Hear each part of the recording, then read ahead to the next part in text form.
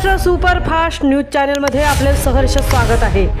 खास सत्याची ठार लेखणीची महाराष्ट्रातील ताज्या आणि वेगवान बातम्या पाहण्यासाठी आपल्या हक्काचे चॅनल शेअर करा, लाईक करा आणि सबस्क्राईब करा। धन्यवाद। आता खिशात येणार 10 आणि 20च्या प्लास्टिक नोटा। केंद्राची मंजुरी, पण कागदी नोटा बंद होणार का?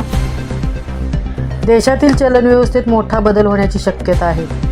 केंद्र सरकारने 10 आणि 20च्या पॉलिमर म्हणजे प्लास्टिक नोटांच्या फील्ड ट्रायलला मंजुरी दिली आहे। रिझर्व्ह बँकेच्या प्रस्तावानुसार सुरुवातीला 10च्या 100 कोटी आणि 20च्या 100 कोटी म्हणजेच एकूण 200 कोटी पॉलिमर नोटांची चाचणी केली जाणार आहे। या नोटांची एकूण किंमत सुमारे 3000 कोटी रुपये आहे।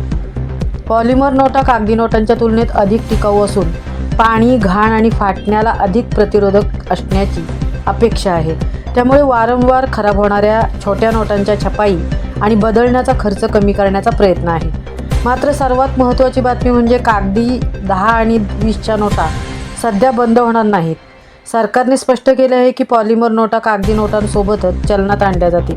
फील्ड ट्रायल यशस्वी झाल्यानंतरच नियमित वापराबाबत पुढील निर्णय घेतला जाईल। म्हणजेच खिशात प्लास्टिकची नोट येणार असली तरी कागदी नोटांना सध्या निरोप नाही।